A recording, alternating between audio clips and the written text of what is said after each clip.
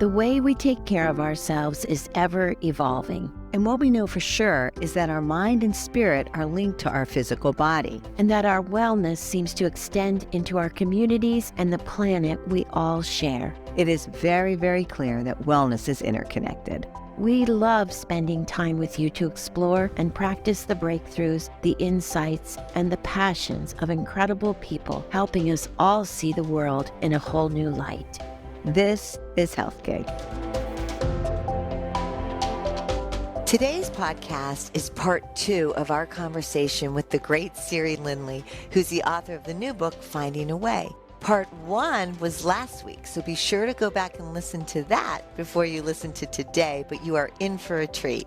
Siri Lindley, welcome to Health Gig. Thank you. I'm so excited. When we were reading this and listening and researching and loving it, it did seem like what you recognize is that life is changing, life is moving, life is going. So therefore, we are too. Can you talk about the transient and how important it is to realize that? And also with these different powers, you're right, we could go to different ones at different times in our life. So if you can expand on that. Well, we all know we're constantly evolving. My evolution within myself that I'm so grateful for is this deeper understanding of who I am and what I need to feel happy and fulfilled in my life. Like there's this evolution because oftentimes, in the beginning, we're being what people have told us we are. Like in the beginning, my mom was always like, oh, Siri's so shy. She never says a word. She's so shy. So for a long time, I was this shy little girl that never said much because that's what I had been told I was. But as time went by, I decided, but is that really me, or is that, something that people said about me? And so this evolution into a greater and deeper understanding of who we are, deeper understanding of what matters most to us in our lives, and that can change. Someone graduating from college, what matters to them might be succeeding and climbing the ladder and learning new things. That may be the big driver for them. But when they're 60 and retiring, then it may become more about, shared experiences and peacefulness. And there's no wrong or right. It's just honoring that and being open to how you are changing. And knowing that we're multifaceted, we're not just one thing. And that's the biggest thing. Yes. When we talk about learning to love ourselves, finding out who you are allows us to love ourselves, because I struggle with that a lot. Love yourself first. And sometimes it's hard to love ourselves. I guess as we begin to find out who we are, it's easier to love. That's so beautiful. And there is this we have to love ourselves. And it's like, oh, that feels weird. What if the greatest act of self-love was practicing self-inquiry? Who am I really? Minus the labels that are put on me. What if that were the greatest act of self-love? What if that was everything? What if you didn't need to do anything more than that? But you see, in doing that, in taking the time for self-inquiry, and that's what this book does a lot of, it's figuring out what matters most to me and how do I feel loved by others. And in that, giving yourself that presence of just asking yourself these questions, getting to know yourself better, that is an act of love, isn't it? Without saying you got to love yourself. And then the byproduct is that you can love others much better. Yeah, because think about when you fully know yourself, isn't the greatest gift of all when somebody gives you all of them? When somebody, that they're capable of being vulnerable, they're capable of being with you in good times and bad. When we love and I'm going to say love ourselves, but instead I'm going to replace that with when we get to truly know and honor ourselves for all that we are. And when we are courageous and brave enough to share the gift of all of who we are with another, that is a love that is deeper than any other love you could ever give. As you begin to honor and know thyself, lay witness to you and how you feel and what you're experiencing and what you need, you then are better able to give more of you to another, which then gives them permission to bring more of themselves to you. By letting all of our light shine, we give everyone else permission to do the same. And I think people, when I give keynotes around the world, basically, I get up there and I'm really vulnerable and I'm scared because here's this big crowd of people and I'm just basically feels like I'm getting naked in front of everyone, sharing my deepest, darkest. But I do that because we are all human. And I know that every single person in the crowd is going to resonate in some way with my fear, my self-doubt, my pain, the things that I've been through. Sometimes all we need to know is that we're not alone in those dark moments. We're not alone in that self-doubt. We're not alone in that fear. And just to know that you're not alone frees us. And that is part of my mission. If others see the possibility of themselves in me, wow, I can be scared, I can have self-doubt, I can fail over and over and over again and still have a great life. But how does that sit? Because the self-love is hard for people. And I don't know if you two think a lot about the love languages, the 5 love languages, the words of affirmation, quality time, acts of service, physical touch, and gifts. And I always think, and I say this, a lot of times people feel pain over what they didn't get from their parents growing up. I didn't get, the attention, or I didn't get the love or the affirmation. Sometimes we go on, not wrongly so, we just don't have the tools to do anything different, as we go on like having that affect our relationships now, or feeling like we didn't get something that we needed so desperately. And what I always say is, give yourself all those things that you feel you didn't get. Give yourself those things. Give yourself that affirmation. Give yourself that acknowledgement or that love. Because what you've needed all along has been inside of you. And once you decide that, yeah, you know what? We have to know that you deserve that. You deserve to give yourself that love and acknowledgement. There's nothing wrong with that. Like, what do the people you love have to do to get your love? What do they have to do? Do they have to win the Nobel Peace Prize? Do they have to be perfect in every single moment? Because oftentimes, in order to love ourselves, we feel we have to achieve, the highest accolade or be perfect in every moment. Otherwise, we don't deserve that love. But you love others. Do they have to be perfect? No. All the things that make the people you love worthy, I guarantee you that you do or have those same qualities. So you deserve that love as well. That's something we all can do. That's like you've just taken it down to something kind of like, okay, that makes sense to me. That's something, as you do in your book, you give us the tools to kind of be able to take it and maybe try it out. But your chapter on the power of forgiveness, that topic, forgiveness, Dora and I were talking about this morning, it always comes up. But for you to lay there and think about what was important, can you talk about why on chapter 10 it's the power of forgiveness? Forgiveness has changed my life in every way. My father, who you both know, he was my everything. As a kid growing up, he was my idol. He was my hero. He came to every single game. He was just like my greatest source of love. And the most amazing guy. I loved him so much. But when I found out I was gay as a 23-year-old, and my dad found out, he was horrified. He basically at that point begged me to tell him that it wasn't true, this thing that he heard, that I was gay, and I couldn't do that. I said, Dad, I'm gay, but I'm the same me. Please, please just love me anyway. And I remember on that phone call, he hung up the phone, and it was 2 years before I heard from him again. And you can imagine, here is the love of your life. I mean, not in a weird way, the love of your life, who is rejecting me because of who I am. Because of who I am, I've lost a lifetime of love. Now, that is something that I must have had an idea that how I handle this is truly going to determine the whole rest of my life. Because if I decide, first of all, if I lied and said, no, I'm not gay, that's abandoning myself.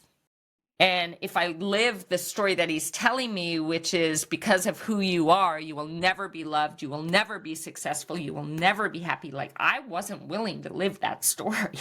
So I had to tell myself another story, one that I didn't believe, but I told myself, and I would condition it until I did believe it. And that story was that because of who I am, I will have the greatest love, the love that I dream of. I will achieve everything I dream of achieving because I'm being me, and there's a power in being all of me and bringing all of me into this life.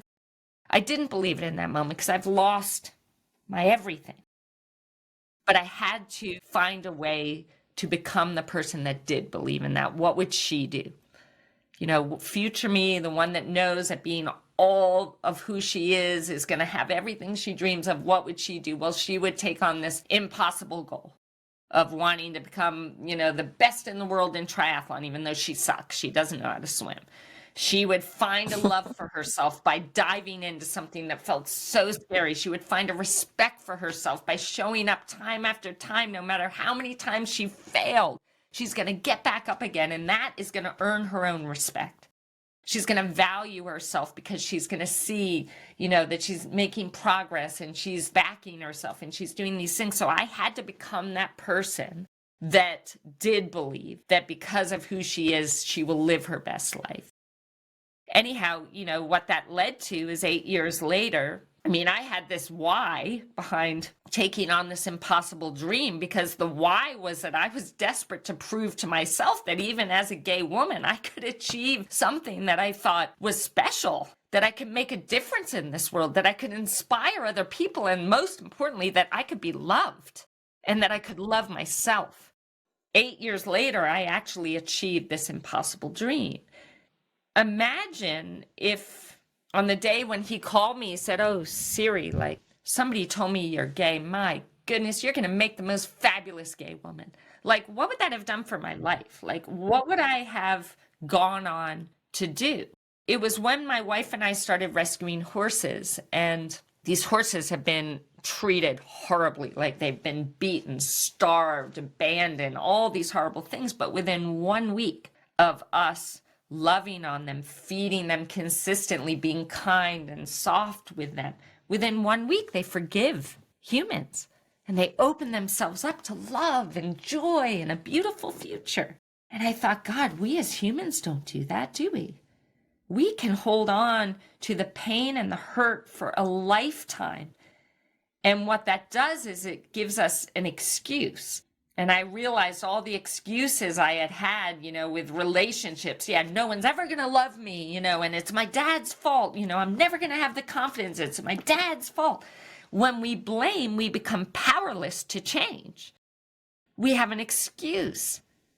Here's the thing, like, if we're going to blame the people that have hurt us for all the bad, all the pain, we also have to blame them for all the good. And this made me think, like, first I'm seeing the horses and how, like, they let go of all this pain and they're so happy and joyful and accepting our love. And I thought, wow, you know, I think forgiveness is for me. If I forgive my dad, this is for me. It's not even for him, although it will free him too. So I called my dad.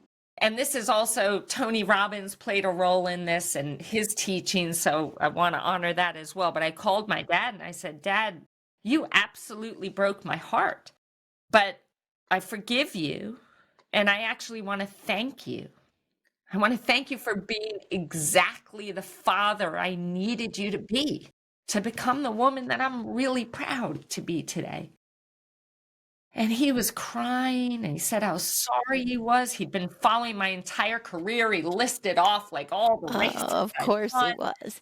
I then said, "I need to ask for your forgiveness," because what we forget often is our part in what happened. And what I forgot about is that after 2 years, he started calling me all the time. But I would take that opportunity to chop his head off and say, "You're the worst father, and you've broken my heart, and you rejected me, and this." And I would just spew it all on him and hang up the phone. And he'd call again, and I'd do it again, rip his head off. Would you want to keep calling me? Would you keep calling me? At some point, you're going to stop. And I said, Dad, I did the same thing to you that you had done to me. And you were trying to reconnect. You were trying to say you're sorry, and I wouldn't even hear it. So please, Dad, can you forgive me? And I needed to forgive myself because it was 25 years without my father. The minute we had this phone call, I mean, when I got sick, he called me every single day. And he has been the greatest support. You know, we have to understand that the things that we've done that we find unforgivable within ourselves, like, think about it. At the time, you did the best that you could with what you knew. You did the best that you could with the tools you had. And the people that have hurt you, they did the best that they could. My dad grew up in a family that was very closed-minded. Like, that's all he knew. But now that he knows better, he does better, and he's the most wonderful father. So forgiveness is for you. It's going to set you free from the shackles, literally shackles of disempowerment and pain. That's blame.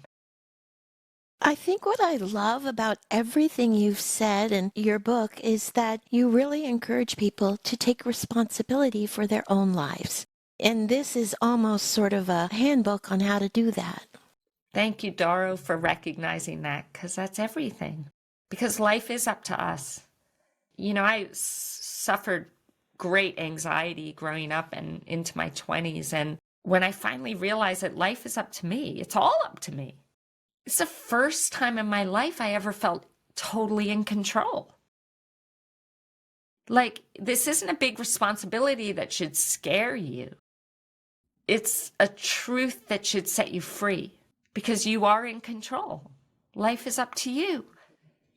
If you don't like the life that you're living, like, decide what story in life you want to live, and let's take action in creating that for yourself, because you can. So thank you for recognizing that, Doro. And I don't know, what do you two feel about that? Like, when you hear that, when the responsibility is all on you, how does that feel? Well, as you said, it kind of calms you down a bit in the sense that this is actually up to me. I can decide today what this is going to be. And as you said, I also have that anxiety piece. I go more anxious. So this idea of being able to take this breath and go, I actually can make this decision. I'm not being forced, which comes with understanding that, wow, this is this one life I can live. You know, that idea, and then being in the present moment. It does. It gives you a pause. I've been addicted to taking my blood pressure. I feel like going to take it now to see if it's gone down. Because I got a new machine, you know, and I keep taking it. But it's true. It's like I can bring myself down if I choose to, and to make those decisions. Dora, what about you? For me, it's so encouraging to remember that I do have responsibility for my life and that I can do things like stack my proof, because as Tricia knows, I tend to stack the doubt or tend to go the other way. Just focusing on the good is really helpful. I have no doubt that you're going to help millions of people with this book. One last thing, Doro, and thank you both for that. In uncertain times, which come often, I mean, the world right now, it feels very uncertain to most everybody. When we know that we are in control of our lives, what I encourage everyone, each and every one of you, to do is to create your own certainty. That may seem hard, but it's not. It's super easy. I want you to take the time to think about what are the things that you do that you know make you feel strong, that you know give you energy, that you know bring you joy. What is your recipe? Because during my sickness and today and every day, what I strive to do is to give myself certainty every day by movement. Walking or running always makes me feel confident, makes me feel strong, makes me feel energized, brings me joy. So if I can make sure that every single day I'm doing that thing that gives me certainty, I'm certain it'll make me happy, I'm certain I'll feel strong, I'm certain it'll build my confidence, then I must do that every single day for me. I must do the things that help set me up to have the best day possible, to show up as the best version of me. And I know that each and every one of you knows what those things are. Write a list. and then have it, like a recipe in your cookbook. Have it as your recipe. If I want to create a better experience of life, then if I do these things every single day or a form of it, I will be certain that I'm doing everything I can to create the life I want to live. And it's a real simple thing to do. So what is your recipe? And let's give ourselves certainty every single day in those moments. And then the uncertain times won't feel so scary. That's such a good way to put it. There's someone, you mentioned her, who's very special in your life. We don't want to end the podcast without talking about the love of your life, Beck. She's just lovely. Tell us about her and how you met and how she's changed your life. My Beck, she is my everything. I mean, she's everything I dreamed of. When you're like even 5, 6 years old and you dream of that love that's just fills you up and is everything you ever needed. I always dreamed of that as a kid. And then every relationship was just, I got hammered, cheated on and hammered. And I'd lost hope in that. I was coaching my athletes and I had a camp in Australia. I coached a lot of really high level Olympic athletes, and Beck had asked me to coach her. I said yes, and I was very much a coach that was like, coaches don't, they're not friends with their athletes. So this was very unexpected, and along the way, after about a year, I'll tell you this, I'll try and make this quick. An athlete of mine was setting up this camp in Australia, and I had said, I will not share with an athlete, so I don't care if it's a tent on the street, I'm not sharing with an athlete. But when I arrived, this athlete took me to this beautiful house on a beach, and some Australian actor had offered up his house. And she said, the only problem is you have to share it with an athlete. And I'm like, nope, rather be like, put me in a motel. She said, let me just show you. There was an upstairs and there was a downstairs, and the only shared space was the kitchen. And I thought, no, I'm not doing it. And she said, well, it's Rebecca Keat. I didn't know Rebecca Keat, really. I knew of her, but there was something that made it okay that it was Rebecca Keat. So I said, okay, we'll give it a try. That led to me knowing her like I didn't know any of my other athletes. And we realized over time that there were feelings there. So I had to address the whole team, the whole squad, and let them know what was happening and whether they wanted Rebecca to leave the squad. And they all said, oh my God, we're just so happy that you're happy. You're happy. So that's how she came into my life. But in that, when you've had a lot of bad relationships, no matter what she did, it was so hard for me to trust her love.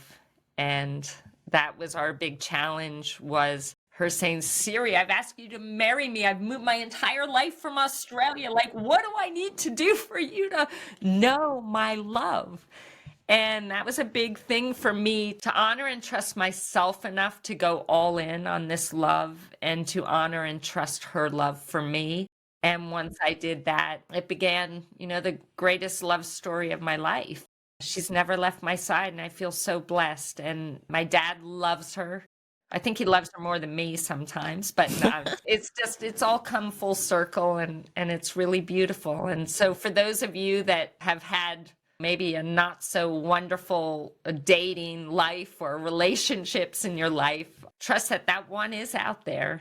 It may not be easy to let them in, but when you do, it's worth it. So be courageous and be brave if you feel like there's really something there. And together, we've created great things. Yes, and talk about saving horses. Please. Well, this was totally unexpected for both of us. I mean, I had never had horses. She grew up on a farm years and years ago in Australia, but I very randomly rescued a horse one day. And this horse, this is one of those unexpected teachers. And I am convinced that this girl came into my life. She came into my life 3 years before I got diagnosed. And in creating a bond with her and with building up my courage to ride her. And, she's 1,200 pounds. She's this powerful beast. That courage, that strength I had to build up, that confidence I had to build up to create this relationship with her was kind of everything that I needed to feel that I could overcome leukemia. But when I saved her and she changed my life, I thought, what was I rescuing her from? Why did I need to rescue a horse? And that's when we saw this horrific video of what happens to At that time, 60,000 horses a year are slaughtered for human consumption, but it's not just like a quick death. It's 3 to 5 days of travel in overstocked stock trailers. Some horses break legs, die before they even get there. And then when they get to Mexico or Canada, they're dismembered alive. And it's the most horrific thing. So I saw this video, showed it to my wife. The next day, we created our nonprofit, Believe Ranch and Rescue, saved 5 horses. And since then, we've saved 301 horses, most of whom have gone on, especially here at our ranch, to do equine therapy, helping people that have been through trauma, PTSD, veterans, kids with disabilities, cancer survivors, patients. They're true healers. They're beautiful, beautiful beings. And I think I'm a better person because of all the horses. So it's an honor and a privilege. That never would have happened without meeting Beck. And one other person that's really important to you, among many, is your mom, right?